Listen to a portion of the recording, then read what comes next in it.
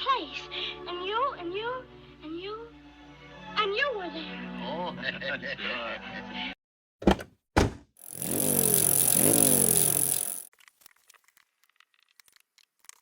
What's up, guys? Danielle here, neutralsupport.net, bringing you a tool gauntlet. There are lots of controversial opinions out there about which tool to buy and why. Most of the opinions you get when you see those posts that are like, oh, what's your favorite insert tool here? You get a lot of anecdotal reasons to buy a tool. People really land in a camp, they stay there, they tell you it's the best, but they don't have data to back it up. So my goal is to provide you with data.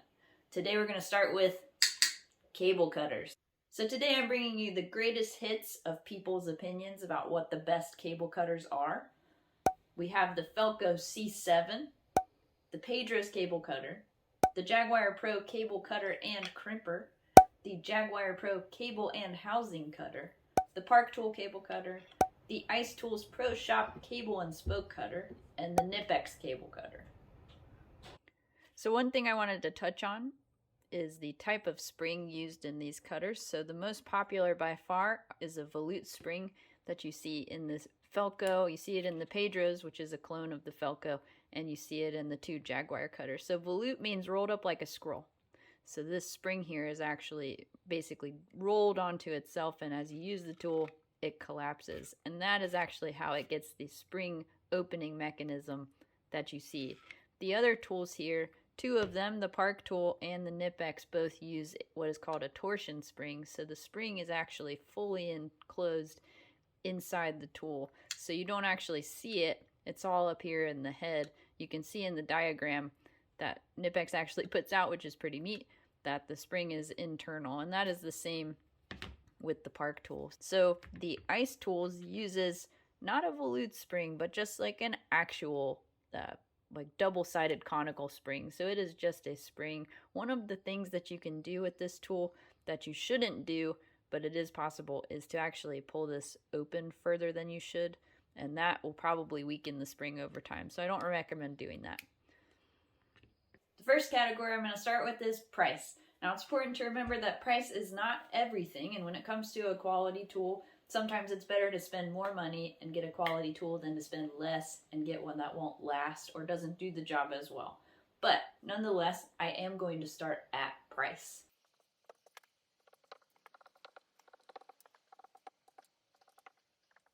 So as you can see, the sort of middle ground of pricing is in the 30s. So in the $30 to $40 range, you find a lot of the cable cutters that are from the bicycle industry.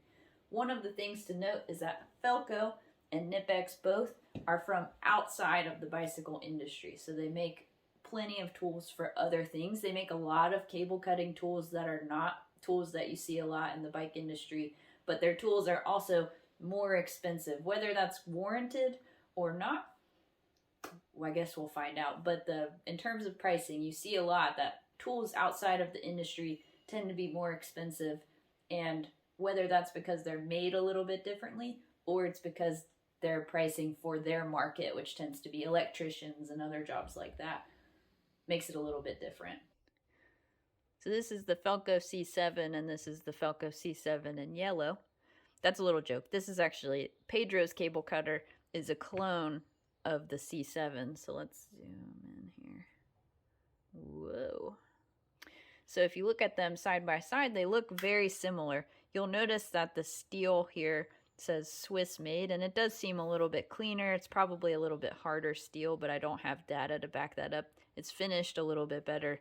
The opening, funny enough, the C7 actually has a little bit more difficult to open tab right now, but that's probably just from lack of use. They both use that volute spring that we're talking about, and if you look closely, the rivets are just a little bit different. Flip it over, see how the rivets on this tool are bigger, and they use this flat head here instead of the wrench flats that are on this tool. So in terms of a clone, this is pretty darn good, and at roughly half the price, can't really go wrong. So if you look, the winner in price is the Jaguar Pro cable and housing cutter. It is the cheapest by just a small margin, second only to Jaguar's other offering, the Jaguar Pro cable cutter and crimper. Now, Jaguar gets 2 entries in this contest because they make 2 tools meant to cut cables. One of them cuts housing, the other does not. So if you look at the 2 side by side, they're very different tools meant to do one thing similarly, but then they kind of go in other directions. This is the Jaguar Pro Cable Cutter and Crimper, and this is the Jaguar Pro Cable and Housing Cutter. So if you notice the opening up top, so this will not cut housing, it's too small, but this one will actually cut housing and has enough leverage. You notice the handle length is also longer on the cable and housing cutter. So with the cable and housing cutter, one feature of this tool is that you can actually control how far it opens, which is actually kind of neat. So it has a stop here that you can rotate to the long side and it won't open as far. Now that's pretty neat. You can't do it with one hand, but you can set it ahead of time, and that way you could cut, if you don't need it to be open, you could cut something smaller with it, and that is a pretty neat feature of this cutter.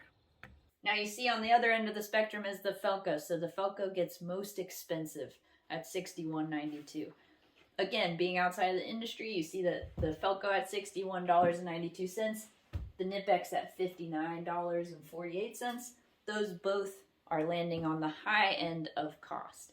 We're going to use them and see if that's worth it. So if we're going to mark them, we'll say Jaguar Pro Cable and Housing Cutter wins for less expensive. The Felco C7 is last place on price at $61.92. Moving on from price, we're going to go to ease of cut. Now this can be a very subjective measurement, and I did go through and use all of the cable cutters with my hands just for my own curiosity, but I built a science adjacent test to see if we could get a little bit more solid numbers. What I've done is built a rig here. So this is the most stable vise that I have. It's mounted to a milling machine, so it shouldn't give when we're pulling on the handles of the tool. If you notice, I've marked each of the handles with basically it's equidistant from the actual cutter that we're going to be using, and it's about where your middle finger lands on all of the tools. That was actually unintentional, but as I picked them up I found that that was about where it was for all of them. So you stick the tool in the tube here. I have this handy dandy Park Tool scale. What I've done is actually set up a camera above so I can see exactly when the cable cuts. So we hook the scale up to the actual tool and are able to pull the handle that way and measure the weight of the pull. So in that very good, very real test, I was able to record some numbers on the scale, get a close idea of how much pressure it takes to cut a cable that equidistant from the actual cutting surface. So I'm going to record those now. So with ease of cut in poundage, the Jaguar Pro Cable and Housing Tool and the Ice Tools cable cutter both came out at about 13 pounds. That was incredibly low, incredibly easy to cut, and also lands in the basically my personal experience just cutting. These numbers line up pretty well with what I just felt when I tried to use them in real life. So I'm going to tie the Pro Cable and Housing Tool and the Ice Tools cable cutter for the best here. Now, the surprising bit to me, the biggest surprise, is that Jaguar made the 13-pound cable cutter. Super easy. It was great in the test. They also made the loser, which is the cable cutter and crimper. Now, that tool is hard to cut with. I don't know. Maybe I should write Jaguar a letter. I have followed with enthusiasm the course of your disgrace and public shaming. So Jaguar tied with Ice Tools. The Ice Tools cutter is getting very good marks so far.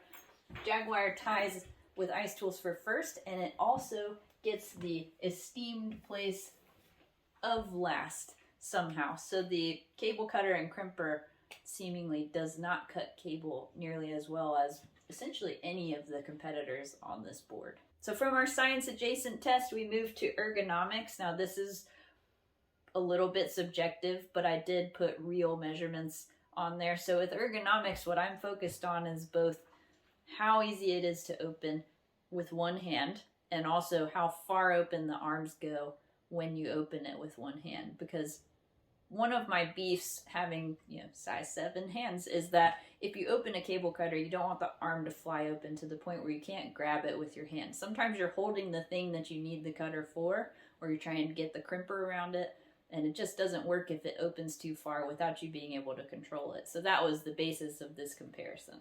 And I'm going to rank them, basically rate each one 1 to 5, 1 being the worst and 5 being the best. But we're going to do it based on those qualities.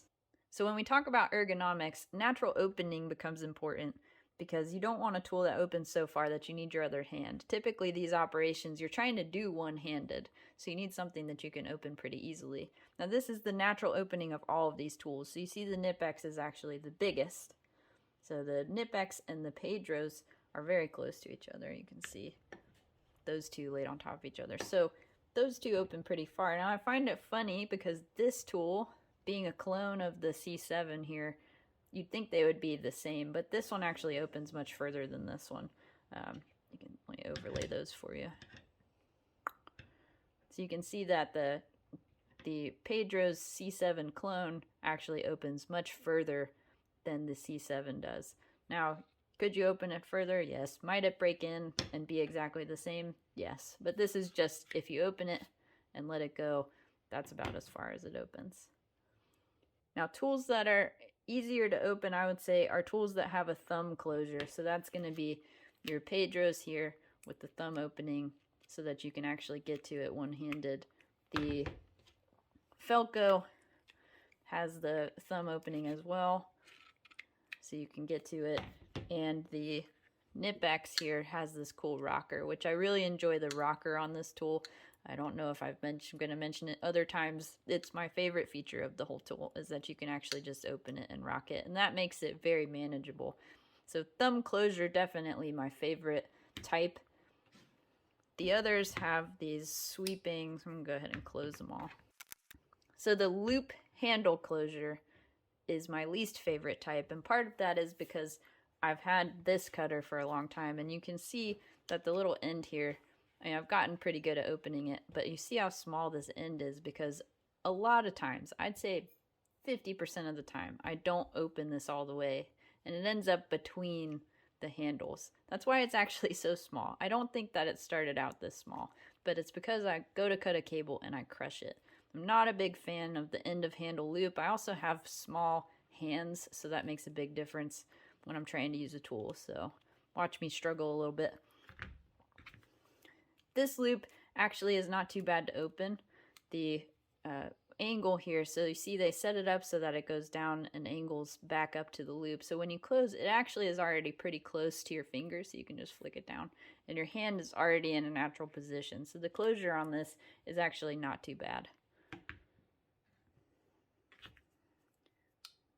The Jaguar, being so similar in shape to the Park Tool cutter, it has a similar problem. So I find that I'm too far down the cutter when I open the loop, or I can't push the loop far enough out of the way, or I close the tool on the loop.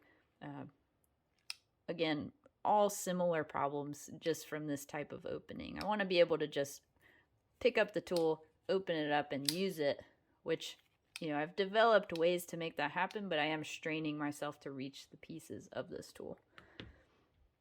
The ice tool. Everything is really accessible. So the loop at the bottom is really easy.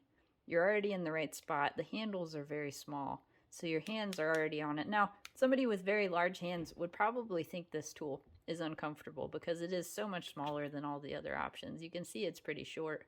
The leverage point, it seems like you would need more leverage to cut bigger stuff. Now, this is not a spoke cutting test, but I did cut a spoke with this because it says that's what you do. In this hole, see, there's a picture of a spoke right here. So they expect you to cut spokes with it, and I thought, wow, that's such a small tool. There's no way it's going to be able to cut a spoke in like a comfortable way. I just imagine the shock of cutting a spoke with such a tiny tool. Not true. So good job, Ice Tools. So our semi-subjective ergonomics score, you can see here, 1 to 5 for each of them, 1 being the worst, 5 being the best. You can see that the Knipex over here scores pretty high for me, and that is because the opening is so easy and it's up near the top, so you don't have to get your hand down towards the bottom. But winner, the Knipex, for that special closure that none of the other ones share. I wish that everybody would do it that way. The Pedros and the Felco have a similar idea. You can just move the thumb out of the way. It's just not quite as easy or quite as sexy. So Knipex wins for ergonomics on this one. We have a two-way tie for the worst ergonomics between the Park Tool cable cutter and the Jaguar Pro. Now, if you look at those two, you can see that they're pretty similar in shape and pretty similar in closure at the bottom. So the fact that they have similar scores here is not surprising to me at all. Now, our final category here is Crimper. So I'm going to actually use the Crimper on all the tools. Some of these tools do not have a Crimper, so they will be automatically disqualified from this category. Here we've limited down to the candidates that have crimpers. So I've gone ahead and crimped a cable end onto each of these cables with each crimper. So the two most similar are going to be this Jaguar cable and housing cutter and the Park Tool cutter. They both have flat crimping surfaces, so they tend to crimp very similarly. So if we look at the Park Tool crimp is here. So it basically crimps into a flat, and the Jaguar crimp is here.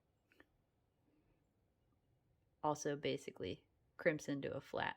So those two being cutters that are shaped similar and use the same kind of crimper, that's not surprising to me. The Knipex here uses a crimper that has a divot, so the crimper actually goes into a hole here, and there's space so that it's not going to break it, but it does basically compress the cable end pretty dramatically. So if you look at the crimp from the Knipex, here you see that the one side has a pretty distinct square pressed into it, and the other side doesn't. So it doesn't quite flatten it out. What it does is hooks it on so that it crimps that way. So the Ice Tools crimper is pretty normal also. So the crimper just comes together. Nothing super crazy. It actually crimps on two sides, which is interesting. So if you look at the crimp here, it tends to crush the cable end. Depending on where you put it in the crimper, it crimps pretty well. Stays on there, that's the point. So, the standout of all crimpers that I've ever used is this Jaguar cable cutter and crimper. Now, it seems like somebody made the crimper and then they tried to make other things around it, because the crimper on this shines, absolutely shines, wins all day long. No comparison. So this is a three-sided crimper. So if you look inside that, see how when I pull it, it actually approaches from all three sides. You can also put the cable end in the side, which is much easier to get to than having a crimper in the handle. Now, every other candidate here has the crimper in the handle, so you actually have to wrap the handle around what you're crimping. That's sometimes annoying, sometimes hard to get to, because the cables that we're cutting, the ends that we're trying to crimp on are only, an inch long. So this lets you just stick the cable end in the hole and go ahead and crimp it. Now, the crimp actually turns out very well too. So with the three side collapsing on the crimper, you get this pretty cool crimp that has three equal compressions in it. And let me tell you, that sucker is not coming off. Like, it's not coming off. The other funny thing is this tool crimps like this, and it has a feature that I still have never gotten to work, where you can actually, they call this divot right here a cable end remover. So you would essentially close down and pull against the cable and remove the tip. Now, I have never gotten that to work with a good crimp. So the crimp is so good, I don't think that that feature of this tool works with this crimp, which I think is kind of funny. Clear winner in the crimping game, at least in these 7 tools, is definitely the Jaguar Pro cable cutter and crimper. Like I said, it seems like they designed the crimper in this tool before they designed the cutter, because the cutter does not work super great compared to the other tools. And so if you're going for a cable cutter, absolutely this one doesn't cut cable as well as the other options. But if you need something that crimps, man, I just want this tool just for crimping. Now, after putting the crimpers through the test of actually crimping a cable and seeing how well they hold up, the clear, like absolute clear winner was the Jaguar Pro cable cutter and crimper. Now, it is interesting for it to come back from such a terrible cutting score to have the best crimper, but that 3-way crimp that it has is amazing. It does a really good job crimping the end on there, and the end just does not come off. Now, I do like the way that the Knipex and Ice Tools crimp. I have been able to defeat both of them after crimping, but the crimp is very clean. It's better than, using side cutters, or we won't even talk about that.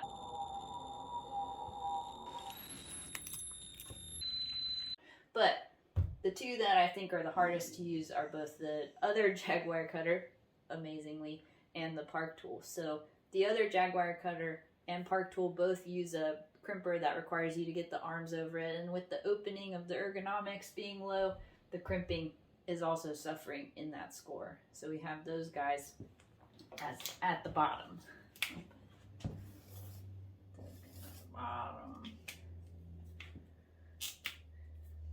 The clear winner. So what does this even tell you? Because this chart doesn't give us an incredibly clear answer right off the bat of which is the best cable cutter. And there are lots of factors to consider that aren't even represented here. But if you look at picking winners and losers, you have things like, this was the most expensive, but it didn't perform too bad in the other categories. Pedro's seems to be a nice middle ground. The Ice Tools has very good ergonomics, a very good crimper, 13-pound cut, performing very well in this category. So Knipex, middle ground on the cut, great ergonomics, pretty good crimper. So comparing things, it's hard to just nail down exactly what would be the best. So the gauntlet hopefully will show you, here are some options. Now, if I were to look at these numbers and pick a winner, it would be this one. The Ice Tools. Now, it hasn't been all glam and glory for the Ice Tools in this testing. You see, it only came out ahead when it was tied with the Jaguar cutter. So that, it shines, easy to cut, but that tool is easy to use all around. You see the ergonomics score got a 4. The crimper got a 4. The price, only $37.50. So it's not super high in relation to the other pricing here. It's not even, what is it? It's 4th place out of 7. But all of these 4 are kind of in the same running. So this Ice Tools cutter is very shocking to me. I'm not gonna lie. When I got it out of the package, it's small. It's short. You think it's not gonna do a good job cutting because you don't have any leverage. And man, was I wrong. So I'd like to write a formal apology to Ice Tools because I think you're the winner. Now, you can draw your own conclusions from this chart.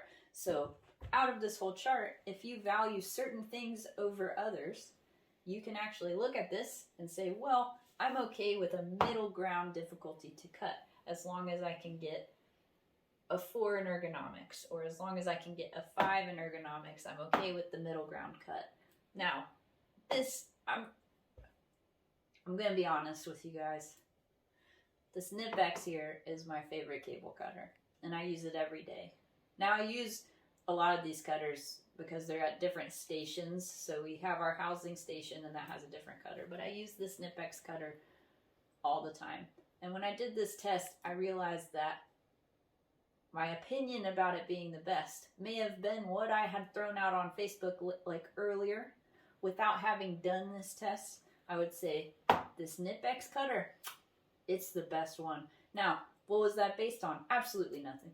It was based on me using it, having used maybe a couple other cutters. It was based on me having used it, and it was all anecdotal. So this test not only hopefully helps you pick a good cable cutter, but it also helped me come to terms with the fact that not all of my opinions are right. Thank you for watching this tool gauntlet. I hope you got something out of it. If you're just sitting there seething about how I left out your favorite cable cutter or my opinions are all wrong, do let me know in the comments. Like this video, subscribe to my channel for more updates, tool releases, tech bulletins, all kinds of stuff coming your way. Really trying to help out bike mechanics because, well, heck, I am one. So I like the content. I hope you do too, and I hope you have a good day.